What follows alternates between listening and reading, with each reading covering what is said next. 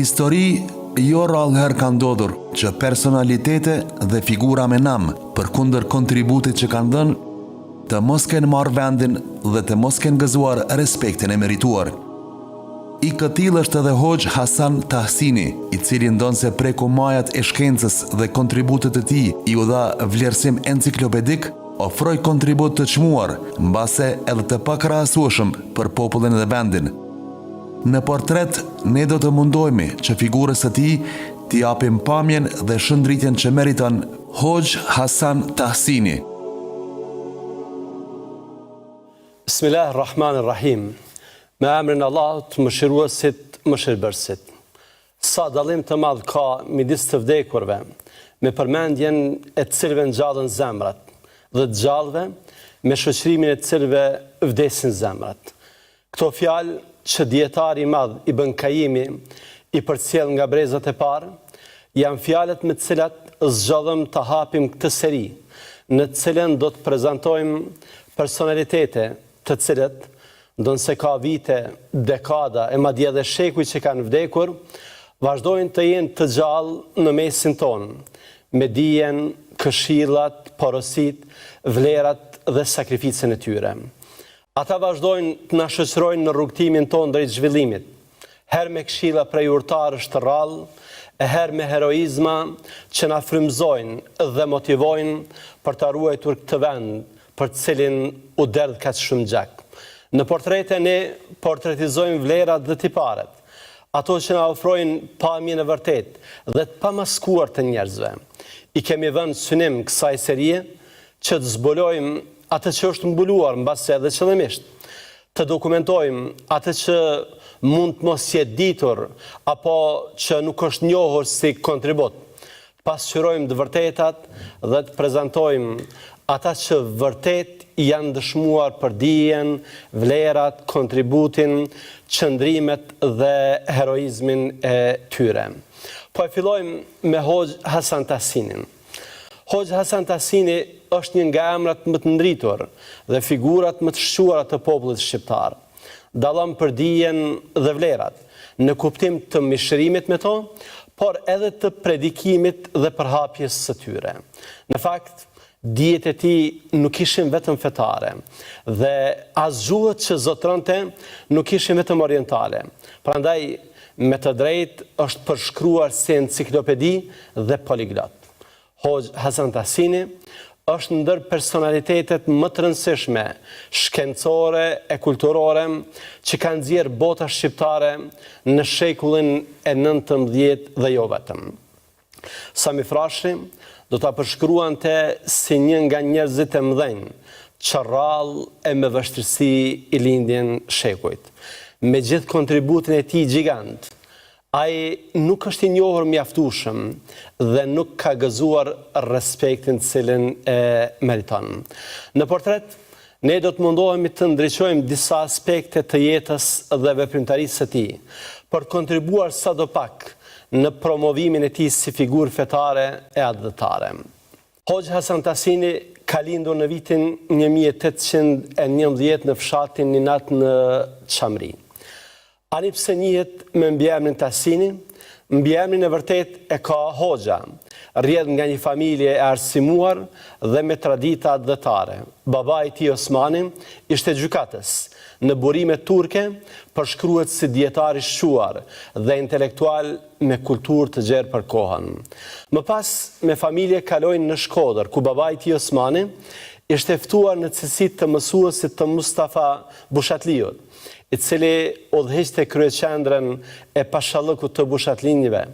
Mësimet e para i merr nga babai në Shkodër, për të vazhduar pastaj me një medrese të njohur në fshatin e Pandelejmonit afër Ninatit, ku mësimdhënës ishte Muhamet Kyçyku Çami. Më pas, për shkak të punësimit të babait të tij si ndihmës gjykatës dhe myderriz në Berat, kalojnë për të jetuar në këtë qytet, ku nuk do të qëndrojnë gjatë. Babai i tij do të vdeste pas disa viteve dhe Hasani bashkë me nënën, vëllain dhe motrën do të ktheheshin në fshatin e tyre në Ninat. E në këtë të fundit nuk do të qëndronin gjatë, sepse Hasani do të merrte udhë për dije në Stamboll, ku do ta kryente medresen e njohur, medresen e Fatihut. Përgatitjen dhe formimin e tij profesional, Hoxha Hasan Tahsini do ta bëj duke ju falendëruar fillimisht Zotit, e më pas shkollave ku mori mësime. Kreu medresen Fatih në Stamboll, por nuk mjaftoi vetëm me të. Ishte shkolluar edhe në Francë për shkenca eksakte. Në të vërtetë, shkollimin në Francë e kishte bërë me iniciativen dhe mbështetjen e Shtetit Osman. Hoxha Hasan Tahsini do të qëndronte në Francë për disa vite. Bashkës të tij në veprat e tyre theksojnë se ai kishte mësuar në mënyrë perfekte frëngjishtën dhe ishte thelluar në fizik, matematik, kimi, biologji, filozofi, psikologji e shkenca tjera. Gjatë kohës sa qëndronte në Paris, Hoxha Hasan Tahsini ishte ngarkuar me detyrën e imamit në ambasadën e Perandorisë Osmane atje. Këtë detyrë do ta kryente për disa vite. Pas kthimit, atij ju besua hapja e universitetit të parë, vendimi për cilin ishte marrë qysh në vitin 1866. Sigurisht se Perandoria Osmane kishte edhe dietarë dhe shkencëtar tjerë, por Hoxha Hasan Tahsini ishte i veçantë. Përveç detyrës së rektorit, ai edhe kishte edhe mësim. Disa, duke u referuar kontributit gjigant të tij, jetë të vërtet ja kanë llogaritur këtë periudhën e dytë, pra kur emri i tij është përjetësuar në dije dhe shkenca. Pra periudhën në të cilën e ka ushtruar detyrën e rektorit të universitetit. Hoxha Hasan Tahsini, përveç që ishte adhëtar, ishte edhe dietar, mendimtar, përkthyes, poet, shkrimtar e letrar. Sipas burimeve turke, Hasan Tahsini ishte njeriu më i ditur i kohës në Stamboll, jo vetëm në shkencat natyrore, por edhe ato filologjike, filozofike e fetare. Ka shkruar dhe botuar më shumë se 20 libra shkencor për astronomi, psikologji, pedagogji. Studimet e tij fillimisht i kishte botuar në revistën shkencore Mejmua al-Ulum, themelus i së cilës ishte vetë ai. Hoxha Hasan Tahsini rëndësi të madhe jepte studimit dhe shpjegimit të temave të ndryshme shkencore, me synimin që nëpërmjet shkrimeve të tij të frymëzoheshin edhe mendimtar e dietar të tjerë, të zgjoheshin nga gjumi i thellë ku kishin rënë. Hoxha Hasan Tahsini, me anë të krijimtarisë së tij, na përcjell një mesazh shumë domethënës. Na tregon se shkenca dhe feja janë në relata pozitive dhe se çdo shkencë e mirëfillt është një hallkë e zinxhirit të pafund që na çon tek krijuesi i gjithësisë, tek Zoti fuqiplot. Dija gjithashtu ka një rol të rëndësishëm të çdo individ, pasi vetëm dija e bën njeriu me kuptimin e plotë të fjalës njeri. Ai na mëson se njeriu nëpërmjet arsimimit arrin majat, ndryshe nga i padituri nuk pritet asgjë e mirë. Hoxha Hasan Tahsini, duke vlerësuar shkencën si shumë të dobishme, na shtyn neve të hulumtojmë rreth temave shkencore, të cilat na mësojnë se nga kemi ardhur e ku do të shkojmë. Padyshim se Hoxha Hasani është një shembull mjaft i mirë për të ndjekur nga të gjithë njerëzit, pa dallim moshe, sepse populli shqiptar ka shumë nevojë për njerëz të tillë me vlera dhe virtyte siç ishte ai. Përveç shkrimeve shkencore, Hoxha Hasan Tahsini ka publikuar edhe shkrime fetare, disa prej të cilave janë të botuara në revistën e famshme Zani i Nalt. Në shkrimin e drejta, Hoxha Hasani shkruan kësaj: njeriu ka shumë detyra kundrejt Zotit, kundrejt vetës, kundrejt mbar njerëzisë që është i ngarkuar të kryej. Besnikrin, drejtësin, bujarin dhe gjitha veprat e mira që i bën, sado që t'i bëj për të mirën e tij, janë edhe për të mirën e të tjerëve. Sigur që anasjeltas, gënjeshtra, tradhtia e shumë vese tjera të liga, siç janë dëm për veten e tij, janë dëm edhe për shoqërinë. Për të qenë i drejtë në çdo gjë është një punë e vështirë, siç ka urdhëruar edhe Allahu në Kur'an. Fastaqim kama umirt, drejtohu siç je urdhëruar. Kapitena Hud, ajetin 112. Gjithashtu edhe profeti Muhammed, paqja qoftë mbi të, në një hadith na është drejtuar duke na këshilluar: Kul amantu billah thumma istaqim. Thuaj, besova Zotin, pastaj drejtohum. Do me thënë, ka drejtimin, bëhu i drejt, për herë në çdo gjë e në çdo pikpamje.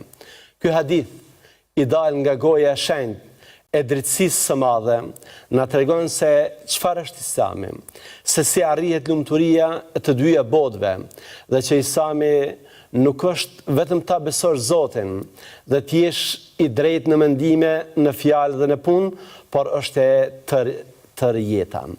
Në shkrimet fetare dhe jo vetëm, rëndësi i jepte lidhjes ndërmjet dijes dhe sjelljes, pra reflektimit të dijes në praktik.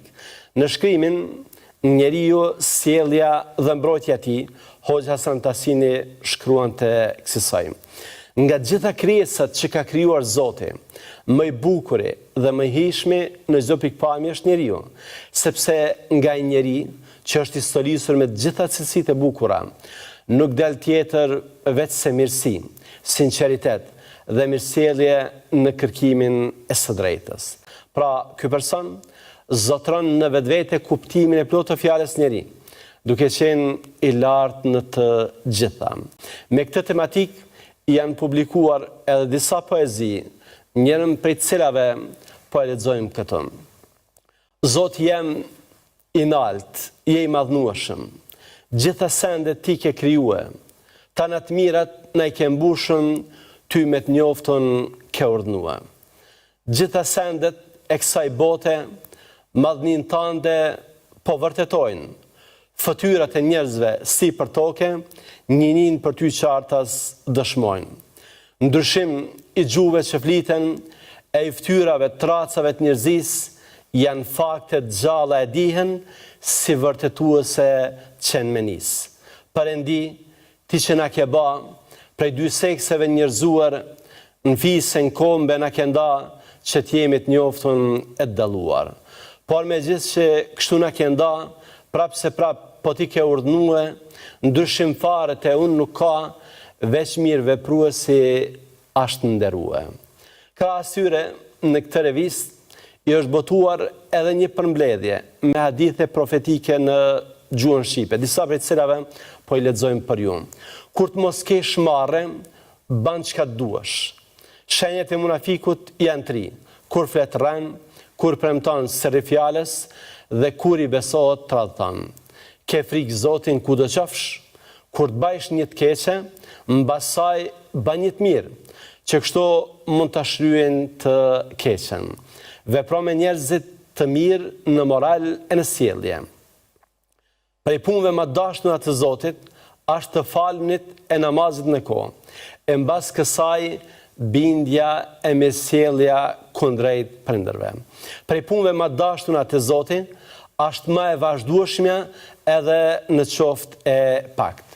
Prej punëve më dashura të Zotit i madh është me vdek të e pas gojën të njomën të lagët me zikrin e Zotit, me përmendjen e Zotit.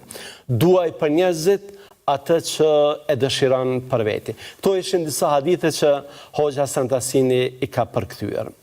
Hoxha Hasan Tahsini jo vetëm që nuk e harroi asnjëherë se ishte shqiptar, por me që ishte ndër shqiptarët më i formuari, më i dituri, më i ngrituri, gjithnjë printe në çështje shqiptare kombëtare. Hoxha Hasan Tahsini punoi për alfabetin shqip dhe donte ta kishte të ndryshëm nga alfabetet e gjuhëve tjera, për të treguar personalitetin e popullit vet. Hoxha Hasan Tahsini ishte jo vetëm një dietar i gjithanshëm dhe personalitet poliedrik, por ishte edhe një adhëtar patriot i flak, lëvrues i gjuhës shqipe dhe përhapës i diturive në gjuhën amtare. Me një veprimtari politike të spikatur në mbrojtje të trojeve shqiptare nga rreziku i coptimit të tyre nga shtetet shoviniste fqinje. Në komisionin për hartimin e alfabetit unik të gjuhës shqipe, Hoxha Hasani paraqiti alfabetin e tij metodik, universal, i cili përbëhej prej 30 bashkëtingëllorësh dhe 8 zanorësh. Për alfabetin shqip, punën e kishte nisur qysh në vitin 1850, ndërsa në vitin 1870 propozoi një alfabet të bazuar në parimin fonetik me 7 zanore e 29 bashkëtingëllore dhe të ndërtuar në formë tabele. Hoxha Hasan Tasini vdiq në vitin 1881. Vepra që la pas vetës ja përjetësoi emrin. Ata që e njohën e deshën dhe e vlerësuan. Sami Frashi, duke folur për të, ka thënë: Hasan Tasini ishte nga njerëzit më të mëdhenj që shumë rrallë dhe me vështirësi i lindin shekuj dhe epokat. Çallmën që e mbante në kokë, e mbante të shpartalluar, flokët të paprerë për një kohë gjatë, dhe ky njeri në dhomën e tij mbante të varur në mur një thënie në gjuhën frënge, brenda një kornize ku shkruante për çdo send një vend dhe çdo send në vendin e vet. Rizat Teufiku, filozof me origjinë shqiptare, për Hoxha Hasan Tasinin ka thënë: Hoxha Tasini ishte në radhën njerëzve të mëdhenj. Ai kishte një shpirt fisnik. Është për të ardhur keq që veprat filozofike të shkruara prej tij u shpartalluan për shkak se ara në duar të pakujdesshme dhe të paditura. Dervish Hima, për diapazonin e tij të gjerë të dijes, ka thënë: Hoxha Hasan Tasini në lëmin e fizikës, astronomisë, matematikës, kimisë e kozmografisë ishte aq i ditur e i rregjur, sa që kur fliste për çdo çështje që i përkiste këtyre fushave, asnjëherë nuk kishte nevojë të hapte librin. Shteti shqiptar në vitet 1961, 1962 dhe 1995 i ka ndarë mirënjohje për veprimtari arsimore dhe patriotike. Për fund, duke studiuar Hoxha Hasan Tasinin, ne mësojmë për raportin e ndërsjell dhe shumë të rëndësishëm ndërmjet fesë dhe shkencës. Ne mësojmë edhe për kontributin themeltar të prizëve fetar musliman në çështje që kanë të bëjnë me kombin dhe gjuhën. Ne brezat e rinj të therrësve mësojmë për rëndësinë e formimit të gjithanshëm, duke zgjeruar rrethin ton të dijeve edhe në shkenca jo fetare. Po kështu, mësojmë për nevojën e promovimit të personaliteteve shkencore me përgatitje fetare, sepse personalitetet tona që kanë përgatitje fetare dhe shkencore dallojnë jo vetëm për dijen, por edhe për vlerat e tyre. Kësaj shëmbëltyra e tyre është më e plotë. Ky ishte Hoxha Hasan Tasini. Ciklin ton të portreteve do të vazhdojmë javën që vjen me një personalitet tjetër, jetave dhe veprimtaria e cilit janë vërtet frymëzuese e përkonsiderat. Deri atëherë, qofshim në mbrojtjen e Zotit. Assalamu alaikum wa rahmatullahi wa barakatuh.